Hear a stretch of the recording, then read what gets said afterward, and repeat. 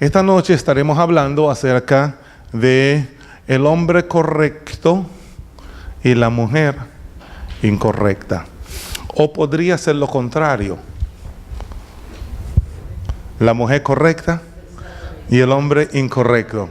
Porque yo sé que hay muchas damas que son muy buena gente, demasiado buena gente, y se juntan con el hombre incorrecto, que les hace la vida no solamente infeliz, pero imposible. ¿Ok? Pero lo que pasa es que yo busco en la Biblia donde encuentro algunas cosas para poder dar un mensaje. Así que voy a estar pensando en la mujer correcta y el hombre incorrecto para ver si encuentro un tema bíblico con una experiencia en la Biblia así.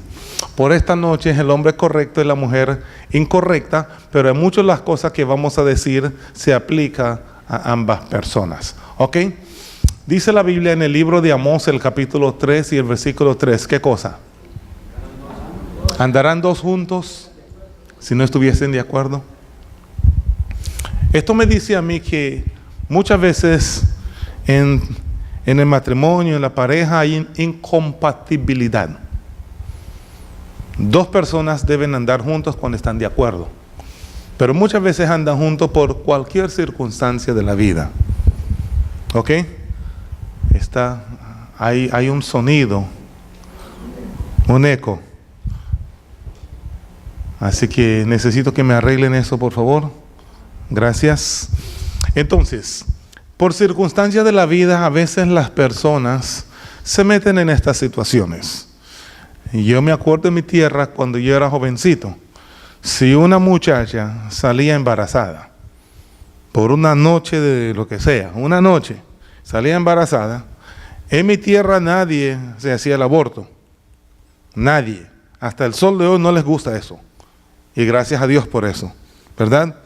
Pero entonces los padres de la muchacha iban donde los padres del muchacho y los obligaban a casarse. Aunque fuesen infelices, pero tenían que casarse. Porque tenían que salvar la honra, la cara de la familia. Y entonces en muchas situaciones eso sucede así. En otras situaciones una dama es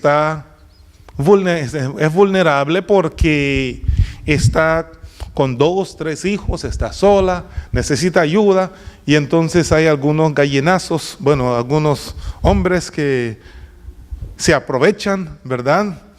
Y entonces no las tratan bien. Estas cosas también suceden, aunque son incompatibles. Aunque son incompatibles, esto sucede. A veces es lo contrario. Un hombre, yo me acuerdo de este hombre que tenía como 72 años. Se le murió la esposa y el pobrecito estaba todo sufriendo y necesitaba una esposa, y una muchachita de 23 años se le acercó y él, sintiéndose feliz que un hombre de 72 años con una pollita, y eso es incompatibilidad. Porque puede haber incompatibilidad de edad, hermanos. Y yo dije, este hombre de 72 años con una muchacha de 23, ¿qué es lo que él quiere? Morir feliz. Porque ella lo va a matar. ¿Estás seguro de eso? Ella lo va a matar. Así que hay muchas cosas incompatibles, ¿verdad? Pero recuerde esto, mis queridos hermanos, cuando las parejas son tan diferentes que siempre tienen dificultades, no hay esa unión matrimonial, se dice que hay, ¿qué cosa? Incompatibilidad. Ahora, quiero decirles una cosa. Las personas que se casen son cristianas y por incompatibilidad, aunque el gobierno da divorcio, recuerden que la incompatibilidad no es motivo bíblico para el divorcio. ¿Me están escuchando eso? Solamente el adulterio o la fornicación es motivo suficiente para el divorcio. Pero donde hay amor, hasta el adulterio se perdona. ¿Me están escuchando eso? Entre los cristianos hay que perdonarse todo. Sí, que el hombre cometió adulterio, hay que darle un coscorrón y hay que... Pero se puede perdonar y seguir. Y si un coscorrón, un batazo, está bien, porque lo merece, ¿verdad? Pero se puede perdonar. Hay que ir a consejería, hay que hacer muchas cosas, pero entre los cristianos nos podemos perdonar. Y con esto no estoy dando permiso a los hombres para ir a pecar ahora. Porque muchos, el pastor dice que usted me tiene que perdonar, así que yo puedo hacer. No, no, señor, yo no estoy diciendo eso. Y señora, si su esposo comienza con esas cosas, ciérrale la puerta y que duerma con el perro. En el invierno, ¿verdad? En otras palabras, lo que estoy diciendo, hermanos, como seres humanos podemos pecar. Y cuando pecamos, Dios perdona. Nosotros también deberíamos de perdonar. Pero no debemos nosotros insistir en hacer las cosas que no debemos hacer y esperar que nuestras mujeres y nuestros esposos nos perdonen todo el tiempo, aunque seamos nosotros mala clase. ¿Ok? Así que hay algunas áreas de incompatibilidad. Allá hablamos de la edad, ¿verdad? Mis padres, mi papá le llevaba a mi mamá 20 años. Él murió, mi papá murió hace 27 años. En aquel entonces mi mamá tenía como 50, 52 añitos. Nunca volvió a casarse. Ella le tocó quedarse todos esos años, ¿verdad? Y ella no quiso volver a casarse porque ya. Y ella dice, yo tengo 12 hijos, ¿quién me va a recoger a mí ahora? Nunca se volvió a casar. Pero él murió casi de vejez porque ya tenía 70 y pico de años, ella 50 y pico de años. Entonces, incompatibilidad de edad. Hay mucha incompatibilidad de cultura. Compatibilidad de cultura, eso también sucede. ¿Ok? Hay una persona, por ejemplo, que viene de un país y se casa con otra persona de otro país. Y a veces hay guerras. Porque no se saben la cultura de la otra persona y es difícil. ¿Ok? Yo me acuerdo de una dama, por ejemplo, que se casó con un caballero y él era turco, ella colombiana. Ahora, con los turcos ella no podía hacer ciertas cosas. Cuando él estaba hablando ella tenía que quedarse en la esquinita y no podía decir nada. Porque en esa cultura ella no tiene valor. Y ella quería su valor, ella quería, y entonces finalmente tuvieron que separarse porque había demasiada pelea. Incompatibilidad de cultura. Hay incompatibilidad de nivel educativo también.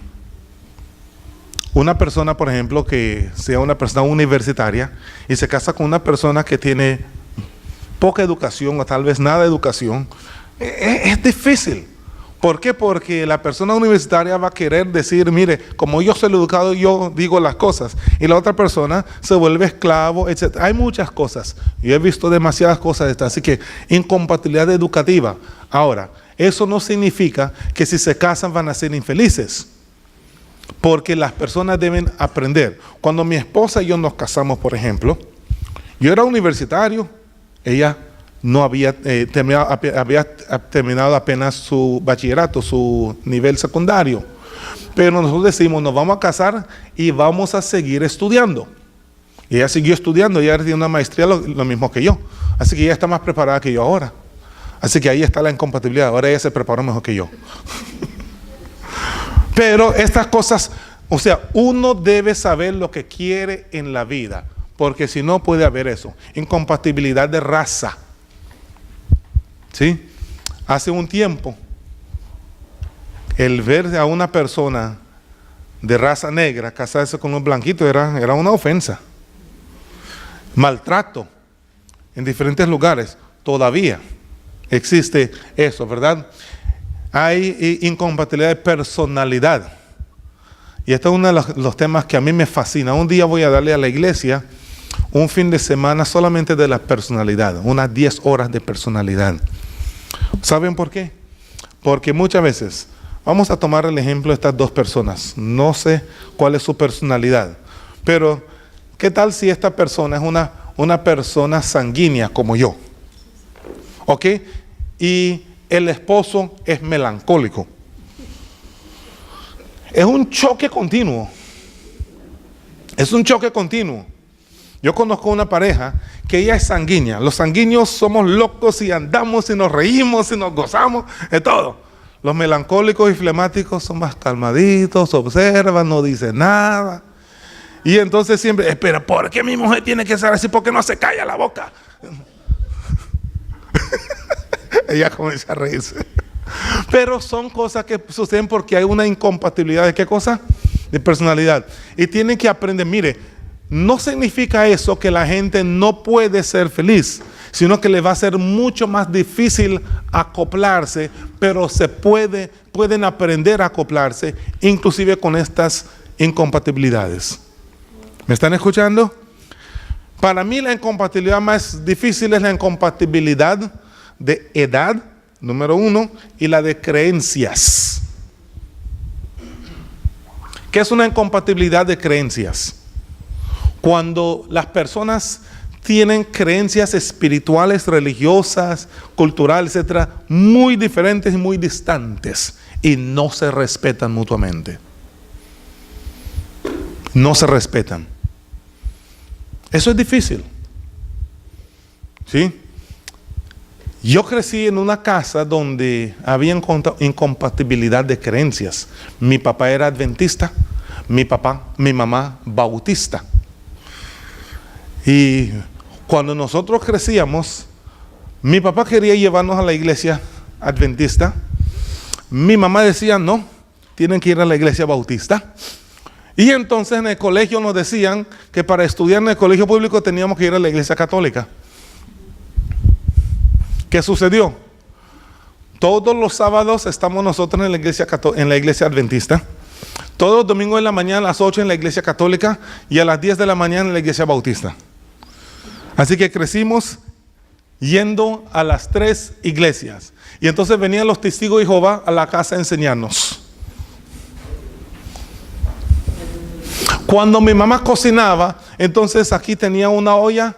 Esta comida para los adventistas que no comían puerco. Esta era para los testigos de Jehová que no sé qué cosa. Esta era para los católicos y esta para los bautistas. Una cosa que sí aprendimos allí es a respetarnos mutuamente. Pero es difícil. Es difícil. ¿Por qué? Porque aquí en amar, ¿quién tiene la razón? ¿Mi papá tiene la razón o mi mamá tiene la razón? Entonces mi papá decía, yo tengo la verdad. Mi mamá decía, mi iglesia es la verdadera. Entonces al final y al cabo, mis hermanos, ninguno está en ninguna iglesia hoy. Yo soy el único. Hay 3 nosotros que estamos en la iglesia, nadie más. Porque se confundieron y decidieron no ir a ninguna iglesia. Eso por incompatibilidad de creencias. ¿Ok? Hay muchas áreas en que las personas pueden ser incompatibles. Pero déjame decirle lo siguiente.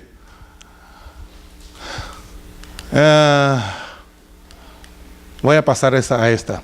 Cada pareja tiene unas 10 áreas de incompatibilidad o desacuerdo que jamás van a resolver. ¿Me está escuchando eso? No importa cuánto tiempo se han casado. Usted tiene 51 años casados ya y todavía tienen áreas de incompatibilidad que jamás se van a resolver. Ustedes ya aprendieron eso. Eso no significa que la gente no puede vivir feliz. Fíjese, 51 años y si estoy seguro, yo no estoy preguntando, yo estoy seguro que tienen áreas de incompatibilidad todavía después de 51 años. Son las cosas que pasan. Así que lo que tenemos que hacer es aprender a estar en desacuerdo. Tenemos que estar de acuerdo en que vamos a estar en desacuerdo y vivir en armonía. ¿Me entendieron eso? Debemos estar en acuerdo de que vamos a estar en desacuerdo y vivir en armonía. Así que muchas veces sucede que el hombre está en desacuerdo con la mujer, o la mujer en desacuerdo con el hombre, o los dos, etcétera. Cosas suceden así. Así que mis queridos hermanos, déjame decirles, la Biblia nos dice esto. no os unáis en yugo con los incrédulos, porque ¿qué compañerismo tiene la justicia con la injusticia? ¿Y qué comunión tiene la luz con las tinieblas? Está hablando aquí de incompatibilidad de creencias. Y es un mandato bíblico.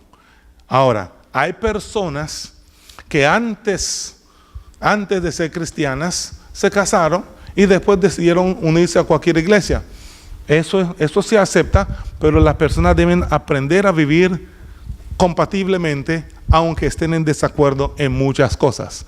Porque dice la Biblia, ¿qué concordia tiene Cristo con quién? Con Belial, o sea, con Satanás. ¿O qué parte el creyente con el incrédulo? ¿Y qué acuerdo hay entre el templo de Dios y los ídolos? Vamos a repetir este texto más adelante para que ustedes vean algo importante. Porque dice la Biblia, vosotros sois ¿qué cosa? El templo del Dios viviente, como Dios dijo, habitaré y andaré en ellos y seré el Dios de ellos y ellos serán mi pueblo. Déjame decir lo siguiente. Dios ha dispuesto reglas, normas, estándares en la sociedad y en la naturaleza. Y cuando uno se mete con ellos a tratar de cambiarlos, uno se va a meter en problemas. Con Dios y puede que consigo mismo. Por ejemplo, cuando Dios creó, hay muchas cosas buenas que Dios nos ha dado a través de la creación. Luz, agua, aire, sol, luna, estrellas, plantas, vegetales, aves, peces, bestias, ¿verdad? Dios ha dado todas estas cosas buenas en la creación. Sin embargo, hoy en día, aunque Dios ha dado en la creación el matrimonio entre un hombre y una mujer, ya nos metemos a cambiar las cosas, el orden de Dios, y ahora queremos hombre con hombre y mujer con mujer. Eso es incompatible con Dios. ¿Me están entendiendo eso? Yo no tengo absolutamente nada en contra de personas homosexuales. He bautizado varias personas homosexuales. Varias personas. Pero una cosa les digo, usted debe escoger, no practicar. Al igual que he bautizado mucha gente, muchas personas mujeriegos. Muchos hombres mujeriegos. Y les digo, usted debe decidir no ser mujeriego más, con la ayuda de Dios. Así que el mujeriego y el homosexual tienen la misma tendencia, pero tienen que aprender a obedecer a Dios, aún con las tendencias que nosotros tenemos, ¿verdad? Así que dice la Biblia de esta manera: las casadas estén sujetas ¿a quiénes? A sus maridos como al Señor, porque el marido, ¿qué cosa? Es cabeza de la mujer, así como Cristo es la cabeza de la iglesia, la cual es su cuerpo y Él es su Salvador. Fíjense que ahí dice marido y ¿qué? Y mujer. Maridos, amad a vuestras mujeres, así como Cristo amó a la iglesia y se entregó a sí mismo por ella. Grande es este misterio, mas yo digo esto respecto de Cristo y de la iglesia. O sea, lo que nosotros estamos viendo aquí es que el matrimonio es un simbolismo de la relación que existe entre Dios y su iglesia. Dios es el hombre correcto y su iglesia es la mujer incorrecta muchas veces, porque no obedecemos lo que Él nos dice. Ahora, si Dios no acepta cambios en la unión matrimonial, no los aceptará con su iglesia tampoco, porque el matrimonio, la unión de un esposo y una esposa, es símbolo de la unión entre Cristo y su iglesia. Recuerde, Dios dijo Adán y Eva, no Madame y Eva, ¿verdad?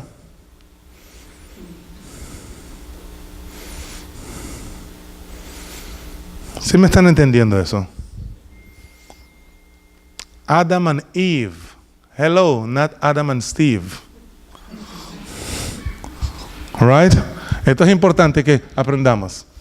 Así que esta noche voy a tratar, no tengo mi reloj para ver, voy a tratar de ir brevemente para contarles la historia del hombre que desafió a Dios por el amor de una mujer.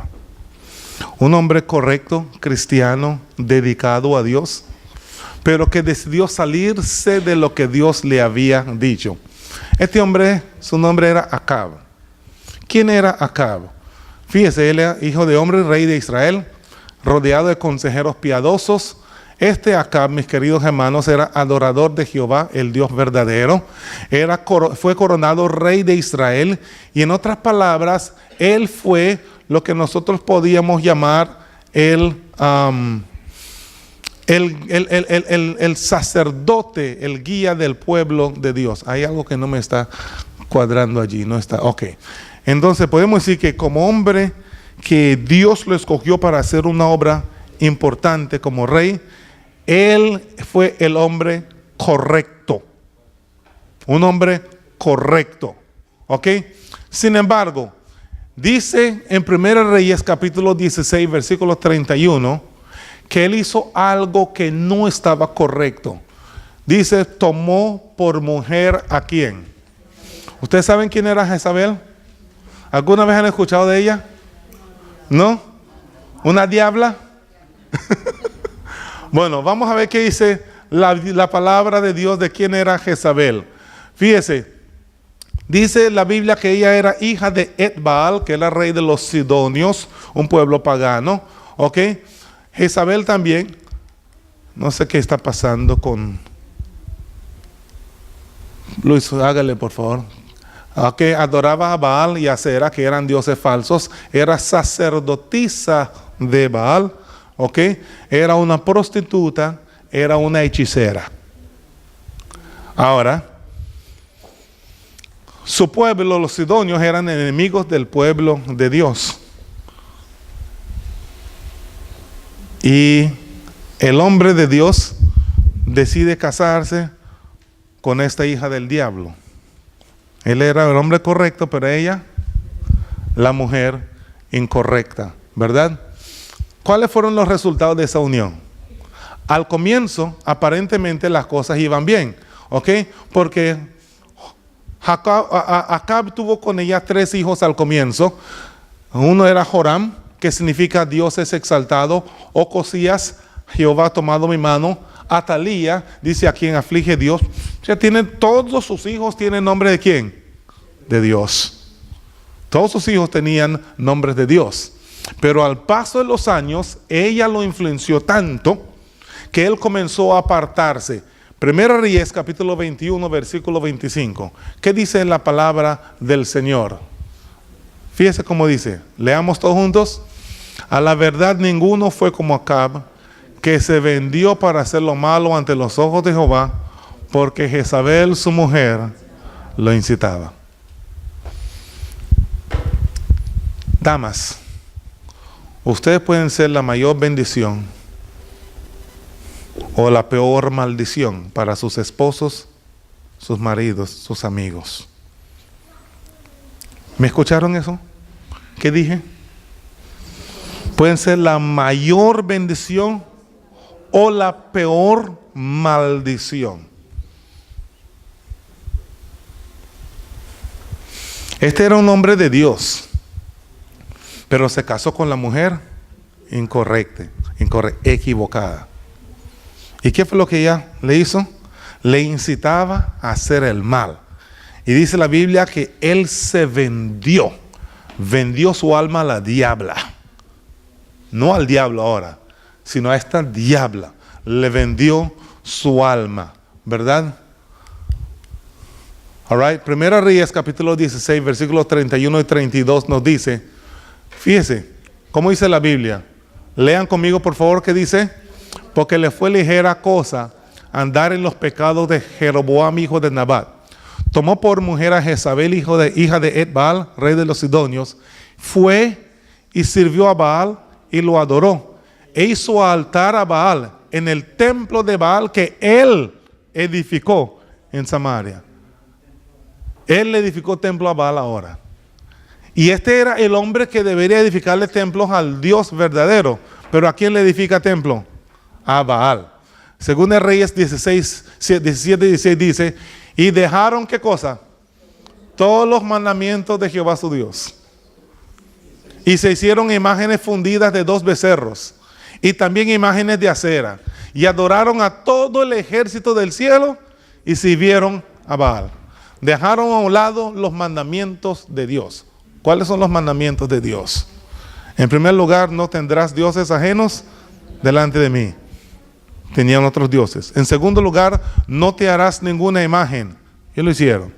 En tercer lugar, no tomarás el nombre de Jehová tu Dios en vano. Me lo hicieron. En cuarto lugar, acuérdate del sábado para santificarlo. 6 días trabajarás y harás toda tu obra. Ajá. En quinto lugar, honrarás a tu padre y a tu madre. En sexto lugar, no matarás. En séptimo, no cometerás adulterio. Octavo, no hurtarás, no robarás. El noveno, no darás falso testimonio contra tu prójimo. Y el décimo, no codiciarás la casa de tu prójimo, ni la mujer de su prójimo, ni ninguna cosa que le pertenece a tu prójimo. ¿Ok? Una de las cosas básicas, por ejemplo, aquí, es que cuando Dios en la creación les había dicho que ellos deberían de santificar el día sábado, lo repitió en el cuarto mandamiento cuando dijo, acuérdate del día de reposo para santificarlo. Entonces, Jezabel incitó a su esposo a dejar lo que el Señor había dicho, ¿verdad? Así que ellos no santificaban más el sábado. Comenzaron más bien a adorar en el día de Baal. El día de Baal, que es el primer día de la semana. Eso fue lo que ellos comenzaron a hacer allí. ¿Ok? Primera Reyes capítulo 21, versículo 26, la Biblia declara de esta manera. Él fue en grande manera como. ¿Cómo? Abominable, caminando en pos de ¿qué? Ídolos, conforme a todo lo que hicieron los amorreos, a los cuales lanzó Jehová delante de los hijos de Israel. O sea, este hombre hacía maldad tras de maldad y no terminaba.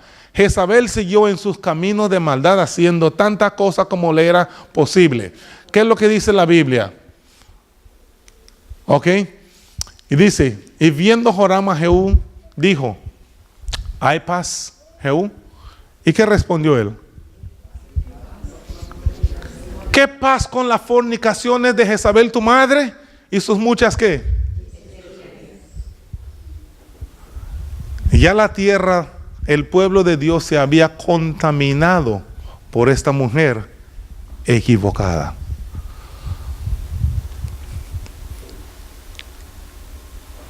Fue prostitución al pueblo de Dios y hechicería al pueblo de Dios. Consecuencias de escoger a la persona equivocada.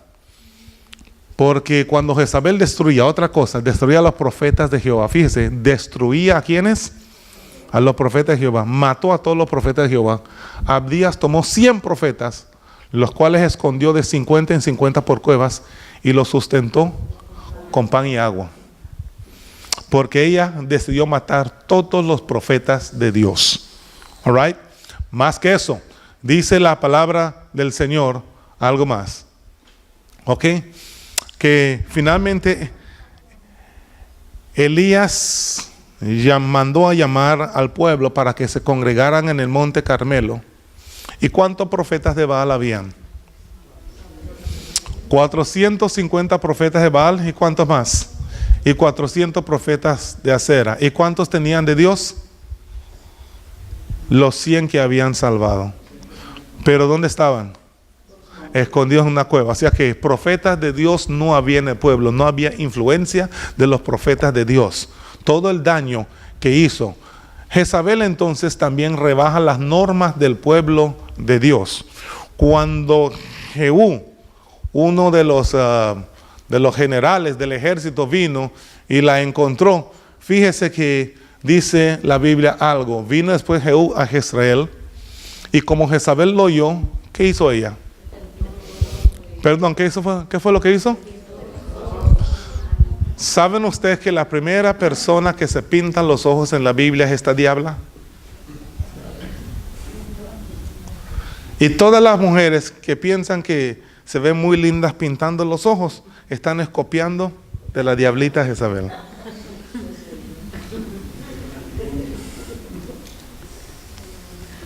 Ajá.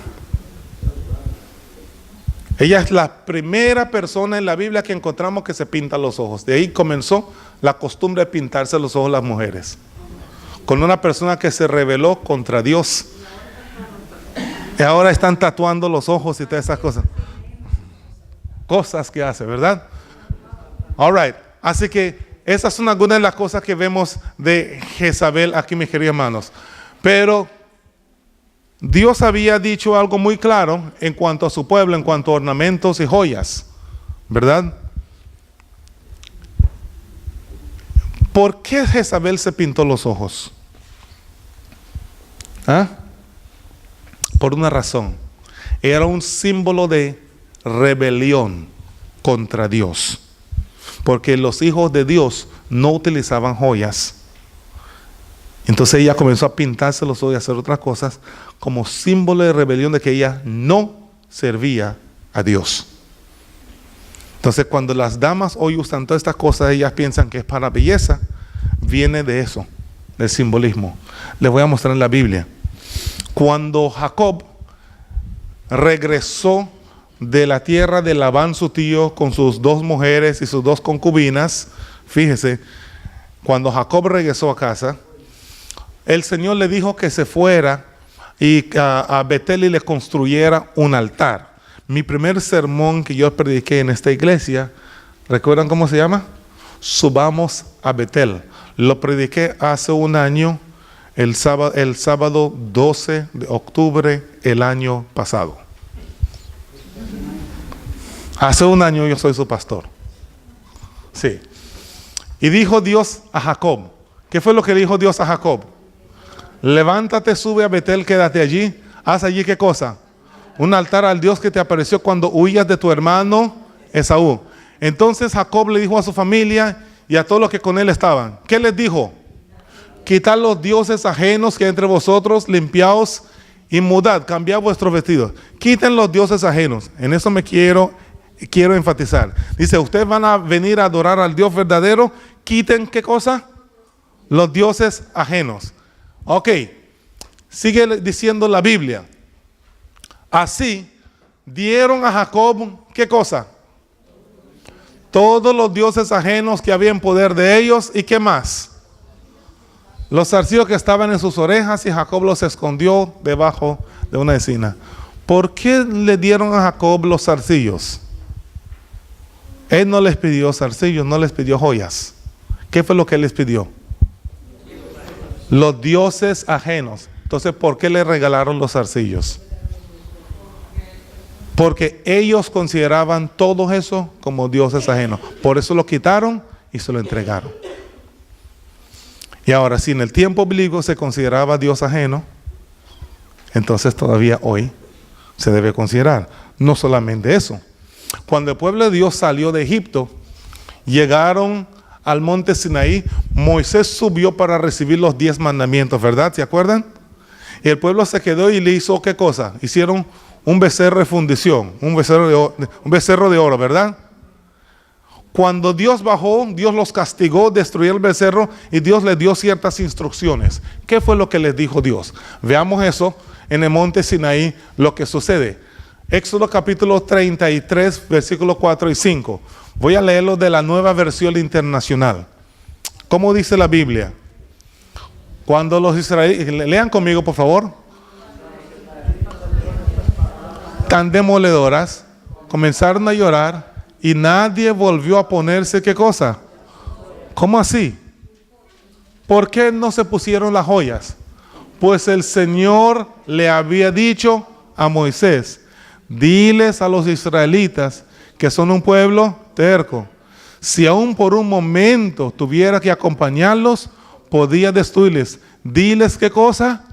Que se quiten esas joyas, que ya decidiré qué hacer con ellos. ¿Quién le dijo a los israelitas que se quitaran las joyas? Dios. O sea que cuando en la iglesia enseñamos estas cosas es porque tenemos una base bíblica para eso. Dios se lo dijo. A partir de ese momento, ellos no, dice Éxodo 33, versículo 6, por eso, a partir del monte Horeb, los israelitas, ¿qué cosa? No volvieron a ponerse joyas. Ese es el pueblo de Dios. Y cuando Dios habla, ellos obedecieron. La pregunta es, ¿existe alguna razón por la cual Dios no quiere que utilicemos joya y pintura? ¿Qué creen ustedes? ¿Hay alguna razón por la cual Dios dice que no? Según de Corintios lo leímos al comienzo, 6:14. No os unáis en yugo con los incrédulos, porque qué compañerismo tiene la justicia con la injusticia, y qué comunión tiene luz con las tinieblas, y qué acuerdo hay entre qué cosa, entre el templo de Dios y los ídolos. ¿Cuál es el templo de Dios?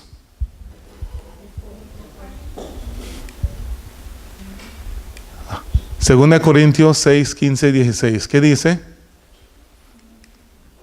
Porque vosotros sois el templo de Dios viviente. Como Dios dijo, habitaré y andaré con ellos, seré el Dios de ellos. Ellos serán, ¿qué cosa? Mi pueblo. Mi cuerpo, ¿qué cosa es? Es el templo de Dios. ¿Cómo considera Dios las joyas? Dioses falsos, ídolos. Entonces, Dios no quiere que su templo esté cubierto ¿de qué? De ídolos. Y esa es la razón por la cual Dios dice, no hay que utilizarlos. Así de sencillo. No hay ninguna razón moral, no hay ninguna razón neutra. Es solamente porque Dios dice, eso es Dios falso, yo soy Dios verdadero. Y lo verdadero mío yo no quiero que se junte con lo falso, así que no lo usen, punto. Y cuando Dios dice las cosas, yo prefiero obedecer y sin preguntarle por qué. Porque hay que obedecer lo que dice el Señor. Así que en el tiempo de Jezabel, ella llevó a la gente a una apostasía nacional. Adoraban a Baal en el día del sol, ¿verdad? ¿Cuál es el día del sol? Sunday, ¿verdad? Siga. Había infidelidad matrimonial porque ella estaba en prostitución. Joyas y pintura en la cara, vestimenta sensual, todas esas cosas, hechicerías, todo eso lo practicaba el pueblo de Dios. Dios tuvo que mandar a un hombre llamado Elías, y él los llamó a un lugar llamado el Monte Carmelo, y él les dijo, congregadme a toda la gente en el Monte Carmelo. 850 profetas de Baal y Acera contra un hombre llamado Elías. Acercándose Elías al pueblo le dijo, ¿hasta cuándo claudicaréis vosotros entre dos pensamientos? Si Jehová es Dios, seguidle, y si Baal es, id en pos de él. Pero el pueblo no respondió palabra. Fíjese lo que existe aquí. Elías y Dios contra el rey Acab, Jezabel y los profetas de Baal. Eso significa 850 profetas contra ¿cuánto? Pero saben, mis queridos hermanos, la mayoría no siempre tiene la razón. Especialmente en cosas espirituales, el que tiene la razón siempre es Dios. No importa la multitud puede estar haciendo lo que les da la gana. Uno debe consultar es con Dios. Y uno con Dios es mayoría. ¿Me están escuchando? ¿Qué dije? Una sola persona con Dios es mayoría. No importa la multitud que hay por allá. Elías les dijo, vamos a hacer una prueba para ver quién es el Dios verdadero. Así que ustedes lo que van a hacer es esto. Vamos a tener dos vacas, 2 toros aquí, vamos a matarlos. Ustedes van a construir un altar, yo voy a construir uno. Ustedes van primero y ustedes pueden hacer lo que les da la gana. Oren, canten, griten, pídale a Baal que les mande fuego. Y el Dios que manda fuego para quemar este altar, ese es el Dios verdadero. Ellos gritaban, danzaban, hacían de todo. Dice la Biblia que pasó el mediodía, Vería ellas se sajaban, se cortaban con cuchillos, con lancetas, conforme a su costumbre, hasta chorrear la sangre sobre ellos. Pero ellos siguieron gritando frenéticamente, pero no hubo una voz ni nadie que los respondiese. Elías entonces mató su vaquita, lo puso sobre el altar, les pidió que echaran agua, llenaron la zanja, le echaron más. Dice, bueno, échenle la tercera vez. Él oró ante el Señor, dice la palabra del Señor. Llegó la hora del holocausto, se acercó y él oró. Oración cortica, poderosa. Jehová Dios de Abraham, de Isaac, de Israel, hoy sea manifiesto que tú eres Dios en Israel. Yo soy tu siervo, que por mandato tuyo he hecho todas estas cosas. Respondedme, Jehová. Respóndeme para que conozca este pueblo que tú, oh Jehová, eres el Dios y que tú vuelves a ti el corazón de ellos. Entonces dice la Biblia, ¿qué cosa? Cayó fuego de Jehová, el cual consumió el holocausto, la leña, las piedras, el polvo y aún lamió las aguas que estaban en la zanja. El pueblo no tuvo más que gritar, ¿qué cosa? Jehová es Dios. Una victoria para el Señor. Agarraron todos los profetas y los destruyeron, los degollaron a todos. Hay un mensaje en esto para nosotros hoy. Yo me predico primero a mí como pastor. Hay un mensaje para los pastores hoy, líderes espirituales.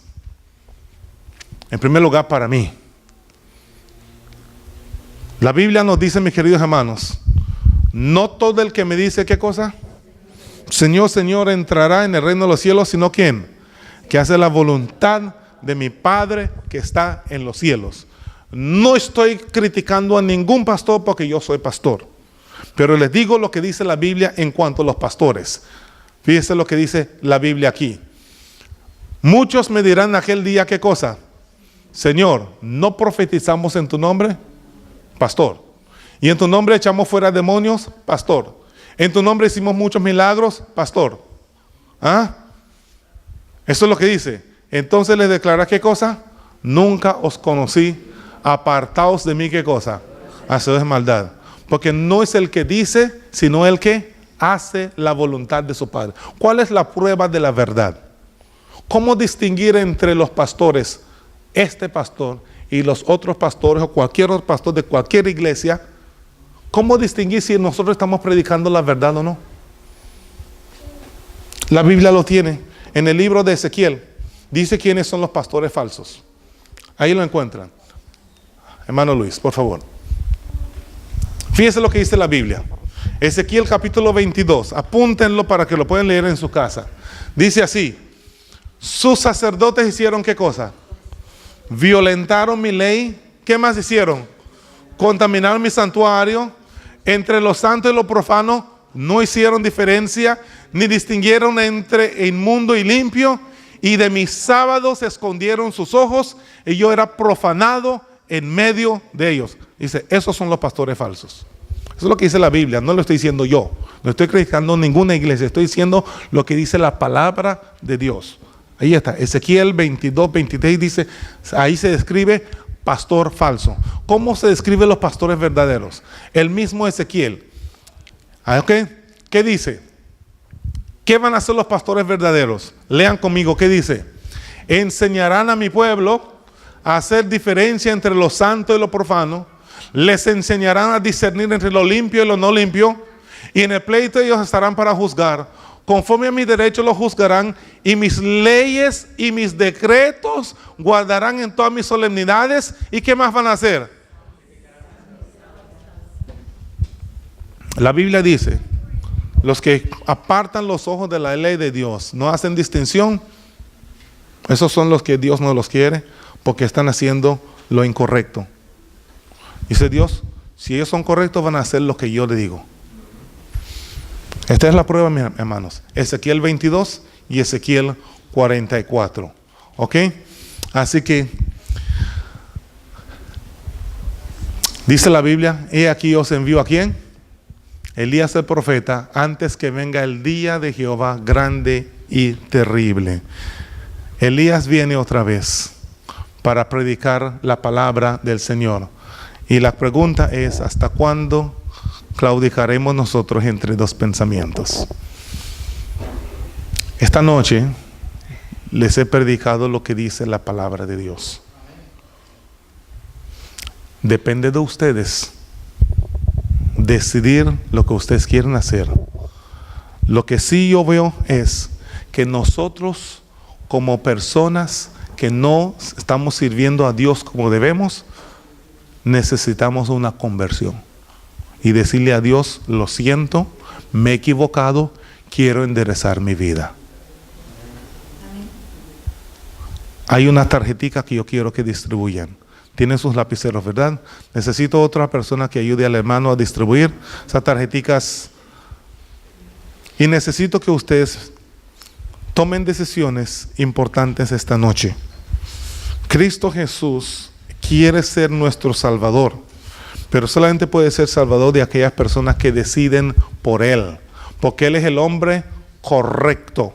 Nosotros como pecadores, dice, somos la iglesia, pero estamos haciendo lo incorrecto y debemos hacer lo correcto. Así que tomemos decisiones. Esta tarjetita, mis queridos hermanos, dice lo siguiente: un nuevo comienzo. Es mi deseo sincero el confesar que soy un pecador, que necesita un nuevo corazón, y declaro que necesito a Jesús para cambiar mi vida. ¿Por qué Jesús? Porque Jesús es el mismo ayer, hoy y por los siglos. Así que escriban: ¿aceptas a Jesús como Salvador personal? Ponga una X o una raya si aceptas. Necesito un nuevo comienzo en mi vida. ¿Necesitas tú un nuevo comienzo en tu vida? Deseo ser bautizado por inmersión. Hay una persona que dice: pastor, yo quiero ser bautizado, pero mire, tengo un problema, necesito hablar contigo. Pues pónmelo allí para yo visitarte esta semana. Y si te gustaría que te visitara, me gustaría que me visitaran pronto. ¿Es usted creyente de alguna iglesia? ¿Cuál? Nombre, dirección, teléfono, pónmelo allí, por favor.